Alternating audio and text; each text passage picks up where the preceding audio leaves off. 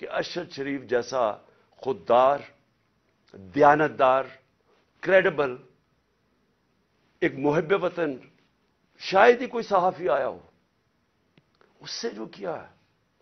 اور یہ جو میرے اوپر قاتلانہ حملہ کس لیے کیا گیا؟ میں نے کون سا جرم کیا تھا؟ اور اس کے اوپر ابھی میں آتا ہوں جب میں باقی چیزیں بھی آپ کو سامنے رکھتا ہوں.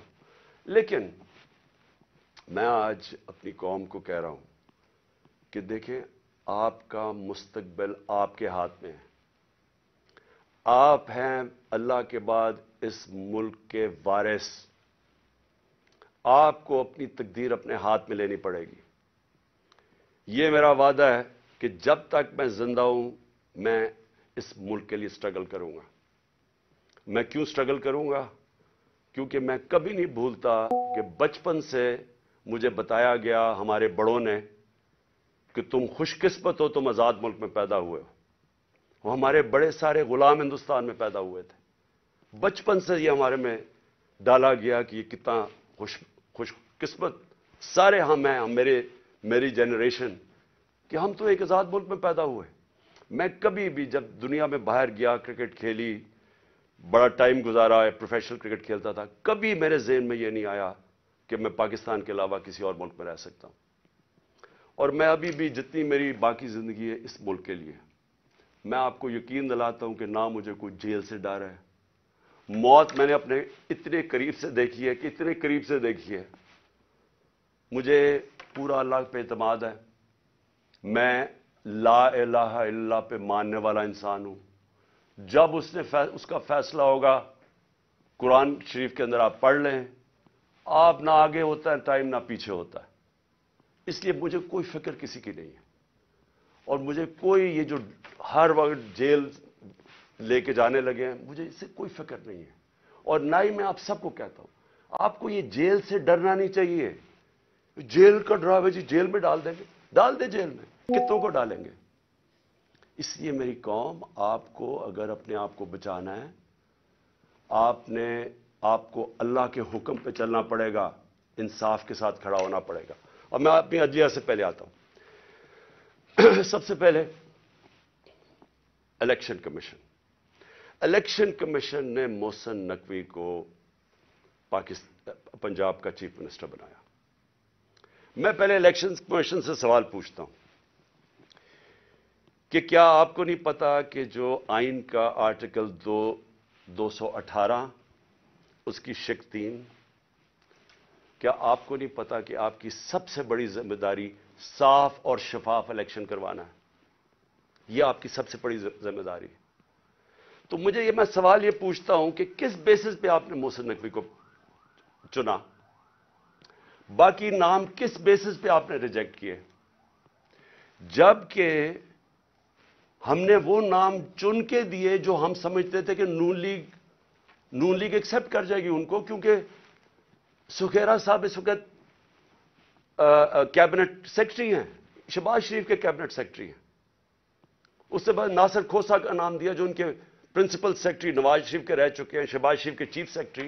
یعنی وہ لوگ جو ان کو ایکسیپٹیبل ہے. ہم نے اپنی طرف سے نیوٹرل امپائر رکھنے کی کوشش کی. تو کس بیسس کے اوپر یہ محسن نقوی کو آپ لے کے آئے؟ کیا آپ اس کے بیک گراؤنڈ کا نہیں پتا تھا؟ یا شاید لگایا اس لیے تھا کیونکہ آپ کو پتا تھا یہ کون ہے؟ کیا یہ نہیں پتا کہ یہ آدمی رجیم چینج جو ہماری گورنمنٹ گرائی گئی ہے اس میں اس نے سب سے بڑا رول اس کا تھا. ایک تو اوپر کا رول تھا نا ایکس آرمی چیف کا، لیکن اس کا اس کے بعد یہ ان چند لوگوں میں سے تھا جو سب سے زیادہ یہ بھاگ دوڑ کی اس نے ہماری حکومت گرانے کے لیے. کیا یہ آصف زرداری کے ساتھ سندھ ہاؤس جدھر پیسے چلے تھے یہ وہاں نہیں تھا؟ کیا آصف زرداری اس کو اپنا بیٹا نہیں کہتا؟ کیا اس کا جو چینل ہے لوگوں کو نہیں پتا اس کی چینل کا کس کے بار بار جو پروپیگنڈا ہمارے اگینسٹ کب سے کر رہا ہے؟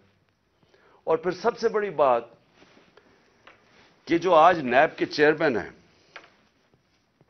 آفتاب سلطان، نیب کے چیئرمین آفتاب سلطان نے اسی محسن نقوی کے اوپر انویسٹیگیشن کی تھی. یہ انویسٹیگیٹنگ آفیسر تھے. اور ان کی ریکمنڈیشن پہ انہوں نے 35 لاکھ روپیہ نیب کو واپس کیا تھا. تو میں الیکشن کمیشن سے پوچھنا چاہتا ہوں کہ کوئی اور آپ کو نہیں ملا کہ صرف چن کے آپ وہ آدمی لے کے آئے ہیں جو کہ ہمارا سب سے خلاف تھا؟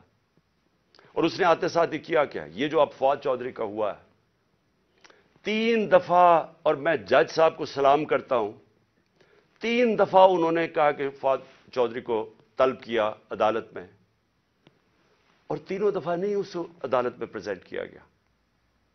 تو کیا یہ محسن نقوی، یہ اس کی پہلی آتے ساتھ ہی اس نے اپنے کارنامے دکھا دیے. اس کے بعد اس نے جو اس نے اپوائنٹمنٹس کی ہیں، کیا یہ فری اینڈ فیئر الیکشن ہو رہا ہے کہ سارے وہ پولیس آفیسر جنہوں نے ہمارے اوپر تشدد کیا تھا 25 مئی کو، ان ساروں کو واپس لے آیا؟ ایڈوکیٹ جنرل آفس کے اندر وہ سارے لوگ جو کہ حمزہ شریف کے دوران تھے ان کو واپس لے آیا؟ کیا یہ صاف اور شفاف الیکشن کی تیاری ہو رہی ہے؟ کیا اس کو کہتے ہیں a neutral caretaker set اپ؟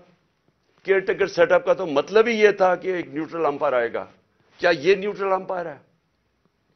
اور ابھی سے ہی پولیس نے ہراساں شروع کر دیا ہے ہمارے ورکرز کے اوپر. 1-2 گرفتاریاں شروع ہوگی اور پلان بن گیا پکڑنے کا. اور یہ جو فواد چودھری کا ہوا ہے تو یہ ابھی سے ہی پورا پری پلان بنا ہوا ہے. یہ صاف اور شفاف الیکشن کروانے کے لیے محسن نقوی نہیں آیا، یہ وہ کرنے آیا ہے جو میں نے پہلے بھی کہا تھا، جو آصف زرداری نے الیکشن کروایا ابھی کراچی کے اندر، کہ ووٹ بینک ہے نہیں پیپلز پارٹی کا اور پیپلز پارٹی جیت جاتی ہے کراچی سے. تو یہ الیکشن نہیں ہو رہا، یہ ایک پلان، ایک کانسپریسی کے تحت اس کو رکھا گیا. تو میں اپنی عدلیہ، اور ہم انشاءاللہ یہ کیس لے کے جا رہے ہیں اپنی عدلیہ کے پاس، تو میں اور پاکستانی آپ سے انصاف کی توقع رکھ رہے ہیں. ہم یہ بھی چاہتے ہیں کہ یہ جو اب فواد چودھری سے ہو رہا ہے اور یہ جو آگے ہونے جا رہا ہے، میں ابھی آپ کو پیشن گوئی کرتا ہوں کیونکہ ان کو سب سے بڑا جس آواز بند کرنی ہے وہ عمران خان کی ہے، تو وہ پورا پلان بنا ہوا ہے ان کا. میں ابھی پیشن گوئی کر رہا ہوں. ہم اپنی عدلیہ سے ایکسپیکٹ کرتے ہیں کہ ہمارے فنڈامنٹل رائٹس کو پروٹیکٹ کریں. یہ تاریخ وہ ہونے لگی ہے اگر ہماری عدلیہ نہ کھڑی ہوئی تو یاد رکھیں آج تک جسٹس منیر کو کسی تاریخ نہیں بھول سکی. وہ بڑے قابل آدمی تھے، لیکن ایک جگہ جدھر انہوں نے آئین اور قانون کے ساتھ کھڑا ہونا تھا وہ طاقتور کے ساتھ کھڑے ہو گئے. اس ملک نے بھاری قیمت ادا کی ہے اس کی، اور اس کے بعد قیمت ادا کرتے گئے. اس وقت قوم آپ سے ایکسپیکٹ کر رہی ہے، موزز ججز، قوم آپ سے ایکسپیکٹ کر رہی ہے کہ ہمارے حقوق کی حفاظت کریں، ہماری جمہوریت کو بچائیں. یہ جو اب تباہی مچنے لگی ہے ہماری جمہوریت کے اوپر اور جو ہو رہا ہے اور جو رجیم چینج کے بعد ہوا ہے، میں آپ کو یقین دلاتا ہوں کہ میں مشرف کے مارشل لاء میں اپوزیشن میں تھا. 8 دن مجھے جیل میں ڈالا، تب بھی میں نے کبھی اس طرح کا ظلم، فیشزم، اس طرح کی میں نے کبھی ایک سٹیٹ کو اپریس کرتے ہوئے میڈیا کے لوگوں کو، ہمارے ورکرز کو میں نے کبھی ایسے نہیں دیکھا جو آج میں دیکھ رہا ہوں پاکستان کے اندر. تو اور مجھے افسوس سے کہنا پڑتا ہے کہ ہماری عدلیہ نے ہمارے فنڈامنٹل رائٹس کی حفاظت نہیں کی.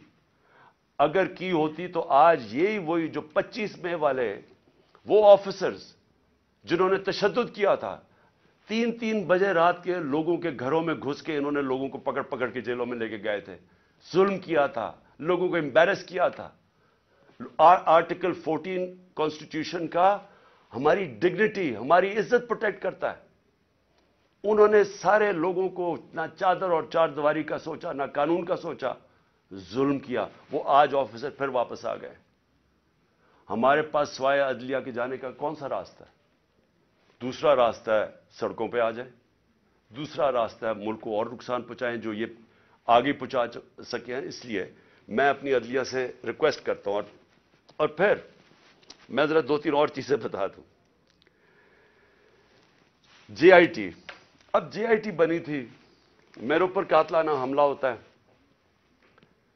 پہلے تو 16 دن کچھ ہوتا ہی نہیں ہے، نہ کوئی investigation. Police F I R کاٹ کے دیکھ دیتی کہ صرف ایک شوٹر تھا اور دینی انتہا پسند نے اٹیک کیا تھا.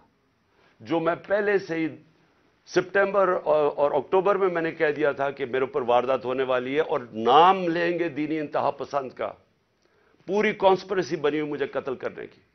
میں پہلے کہہ بیٹھا تھا, مجھے پتا بھی تھا اس کے پیچھے کون ہے, اور میں نے ان کے جیسے ہوا میں نے ان کے نام لیے. اپنی حکومت ہوتے ہوئے, پنجاب پولیس ہمارے نیچے ہوتے ہوئے میں اپنی ایف آئی آر نہیں کٹوا سکا.